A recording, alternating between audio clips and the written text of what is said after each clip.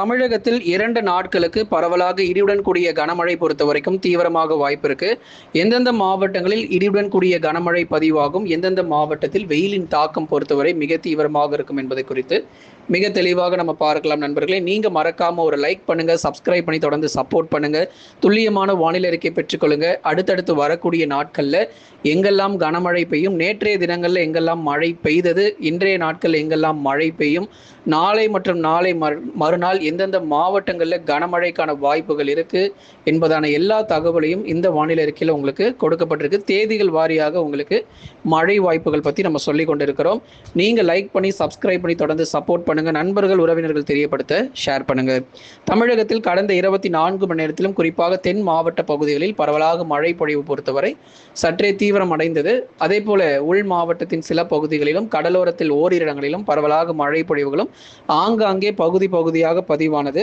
இன்றும் ஒரு சில மாவட்டங்களில் பகுதியாக இடியுடன் கூடிய கனமழை பொறுத்தவரை வெளுத்து வாங்கும். அது எந்தெந்த மாவட்டங்கள் முதலிடத்தில், அதாவது முதலாவது பதிவாகக்கூடிய பகுதிகள் எங்கெல்லாம் இருக்கும் அப்படிங்கிறத மிக விளக்கமாக இன்றைக்கு நம்ம பார்த்து தெரிந்து கொள்ளலாம். முதலாவதாக இன்றைக்கு மழை பெய்யக்கூடிய மாவட்டங்கள் வட தமிழக கடலோர மாவட்டங்கள். நேற்றைக்கு தென் மாவட்டங்களை வைத்து நம்ம பார்த்தோம். இன்றைக்கு கடலோர மாவட்டங்களில் தான் நமக்கு முதலாவதாக நல்ல ஒரு மழை வாய்ப்புகள் காத்திருக்கிறது. திருவள்ளூர், செங்கல்பட்டு, காஞ்சிபுரம் இது போன்ற இடங்களில் சற்று வலுவான கனமழை பொறுத்தவரை இரவு நேரங்களிலும், சென்னை பொறுத்தவரை மிதமான மழை வாய்ப்புகள் எதிர்பார்க்கப்படுகிறது. வட தமிழக கடலோர மாவட்டங்கள் உறுதியான ஒரு மழை தீவிரம் அடுத்து வரக்கூடிய 24 மணி நேரம் வரைக்குமே கூட எதிர்பார்க்கலாம். ஆனால் இரவு நேரம் மழை வாய்ப்பாக தான் பதிவாகும்.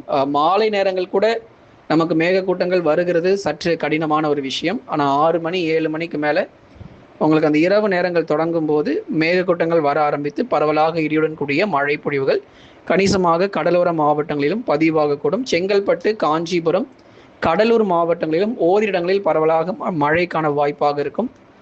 விழுப்புரம் மாவட்டத்திலும் பல்வேறு பகுதிகளில் தொடர்ந்து மழை உண்டு. காஞ்சிபுரம், உத்திரமேரூர், குன்றத்தூர், வாலாஜாபாத், அதே போல ஸ்ரீபெரும்புதூர் மற்றும் அதன் சுற்றுவட்டார பகுதிகள், செங்கல்பட்டு மாவட்டத்திலும் மதுராந்தகம், மேல்மருவத்தூர், அதைத் தொடர்ந்து மகாபலிபுரம், கிளாம்பாக்கம், தாம்பரம் போன்ற இடங்கள், அதைத் தொடர்ந்து திருவள்ளூர் மாவட்டம் கும்மிடிப்பூண்டி, பொன்னேரி, பழவேற்காடு, வடசென்னை மற்றும் தென் சென்னை பகுதிகள், விழுப்புரம் மாவட்டத்தில் திண்டிவனம், மயிலம், விக்கிரவாண்டி இது போன்ற பல்வேறு பகுதிகளிலும் பரவலாக இடியுடன் கூடிய மழை பொழிவுகள் அவ்வப்போது கணிசமாக அதிகரிக்கும். கடலூர் மாவட்டத்திலும் மேற்கு பகுதிகளில் ஒரு சில இடங்களில் பகுதியாக மிதமான மழைக்கான வாய்ப்புகளும் இன்றைய தினங்களில் எதிர்பார்க்கலாம்.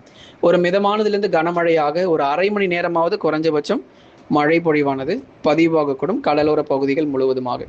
அடுத்ததாக மேற்கு தொடர்ச்சி மலையொட்டிய மாவட்டங்கள் ஒரு சில இடங்களில் மிதமான மழை பெய்யும். குறிப்பாக நீலகிரி மேற்கு பகுதிகளில் மிதமான மழை மட்டும் இருக்கும். நகர பகுதிகளில் வானம் மேகமூட்டம். தொடர்ந்து இந்த உதகமண்டலம் போன்ற இடங்களில் நமக்கு மிதமான மழைக்கான வாய்ப்பாகவும், வால்பாறை, சோலையாறு, சின்னக்கல்லார் போன்ற கோயம்புத்தூர் தெற்கில் மிதமான மழையும், கோயம்புத்தூர் நகர பகுதிகளில் வானம் ஓரளவு மேகமூட்டமும், தேனி மற்றும் தென்காசி லேசானது முதல் மிதமான மழை தொடரும். பெரும்பாலும் பகல் நேரங்களில் வெயில் காணப்படும். மாலை நேரங்களில் வானம் ஓரளவு மேகமூட்டமாகவும் அவ்வப்போது இடி மின்னலுடன் மிதமான மழைக்கான வாய்ப்பு சில சமயங்களில் மட்டும் பகுதியாக எதிர்பார்க்க முடியும். ஆனால் தேனி மற்றும் தென்காசி மாவட்டம் முழுவதும் மழை கிடையாது.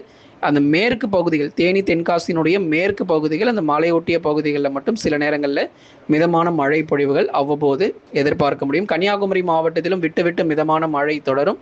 கடந்த 24 மணி நேரத்திலும் கன்னியாகுமரி மாவட்டத்தில் 3 சென்டிமீட்டர் வரைக்கும் நல்ல ஒரு அருமையான மழை பதிவாயிருக்கு. கன்னியாகுமரி மாவட்டத்தினுடைய மேற்கு பகுதிகளில் ஒரு சில இடங்களில் 3 சென்டிமீட்டர் 4 சென்டிமீட்டர் மழை வரைக்கும் பதிவாயிருக்கு. தொடர்ந்து இதே போலவே அடுத்தடுத்து வரும் நாட்களிலும் மேற்கு தொடர்ச்சி மலையொட்டிய மாவட்டங்களில் பரவலாக இடியுடன் கூடிய கனமழைக்கான வாய்ப்பும் மிக மிக அதிகமாக எதிர்பார்க்க முடியும். அடுத்ததாக உள் மாவட்டங்கள், டெல்டா மற்றும் தென் மாவட்டங்களில் மழை பொழிவுகள் எப்படி இருக்கு என்பது குறித்து நம்ம தகவல் பார்த்தாகணும். வட தமிழக உள் மாவட்டங்கள் காலை மற்றும் பகல் நேரங்களில் வெயிலுடைய தாக்கம் பொறுத்தவரை மிக அதிகமாக காணப்படும். வெயிலின் தாக்கமானது சற்றே குறைவதற்கான வாய்ப்புகள் இருக்குமா அப்படின்னு சிலர் கேட்குறீங்க. கண்டிப்பாக வாய்ப்பு கிடையவே கிடையாது.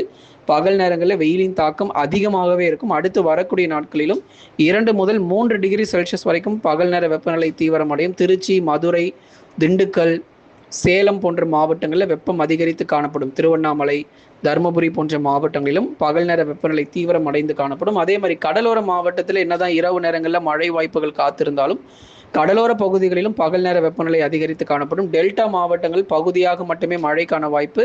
அநேக இடங்களில் வெயிலின் தாக்கம் அதிகமாகவும் மாலை நேரங்கள் வானம் ஓரளவு மேகமூட்டமாகவும் காணப்படுவதற்கான வாய்ப்பு இருக்கும். அதனால டெல்டா மாவட்டங்கள், உள் மாவட்டங்கள் மற்றும் கடலோர பகுதிகள், தென் தமிழகம் என தமிழ்நாடு முழுவதும் கிட்டத்தட்ட ஒரு 20 முதல் 30% மட்டுமே நமக்கு மழைக்கான வாய்ப்பாக எதிர்பார்க்க முடியும். மீதமுள்ள 70%, 60% வெயில் மட்டுமே பல இடங்கள்ல பதிவாக வாய்ப்புள்ளது. கடந்த 24 மணி நேரத்தில் பதிவான அதிகபட்ச வெப்பநிலை பொறுத்த வரைக்கும் திருச்சிராப்பள்ளி மாவட்டத்தில் 39.7 டிகிரி செல்சியஸாக அதிகப்படியான வெப்பம் பதிவாகியிருக்கு.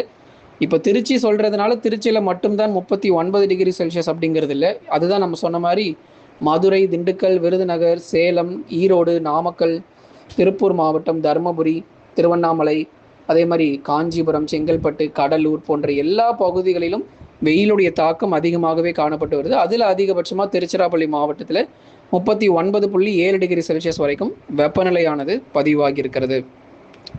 கடைசியாக ஞாயிற்றுக்கிழமை அன்று பெய்த மழை வாய்ப்பு, அதாவது எங்கெல்லாம் நமக்கு ஞாயிற்றுக்கிழமை அன்று எத்தனை சென்டிமீட்டர் மழை பதிவாச்சு அப்படிங்கிறத பார்க்கலாம். கடந்த ஞாயிற்றுக்கிழமை அன்று தர்மபுரம் 4 சென்டிமீட்டர், கன்னியாகுமரி மாவட்டத்தில் இருக்கு தர்மபுரம், நெய்யூர் பகுதிகளில் 3 சென்டிமீட்டர், அடுத்து திருநெல்வேலி மாவட்டத்தில் இருக்கக்கூடிய 4 முக்கு மற்றும் ஊத்து போன்ற இடங்கள், 4 முக்கில் 2 சென்டிமீட்டர், ஊத்து பகுதிகளில் 1 சென்டிமீட்டர், அதுக்கப்புறம் மயிலாடியில் 1 சென்டிமீட்டர், பந்தலூர் நீலகிரி மாவட்டத்தில் 1 சென்டிமீட்டர், பாலமூர், கன்னிமார் இதெல்லாம் கன்னியாகுமரி மாவட்டங்களை சேர்ந்த பகுதிகள் தலா 1 சென்டிமீட்டர் மழை வரைக்கும் பதிவாகி இருக்கிறது. இனி அடுத்தடுத்து வரப்போகிற நேரங்கள் மற்றும் நாட்களிலும் மழையினுடைய தீவிரம் குறிப்பாக நமக்கு மேற்கு தொடர்ச்சி மட்டுமல்லாமல் தென் மாவட்டங்களை தொடர்ந்து கடலோர பகுதிகளிலும் அடுத்தடுத்த நாட்களில் மழை கிடைக்கும்.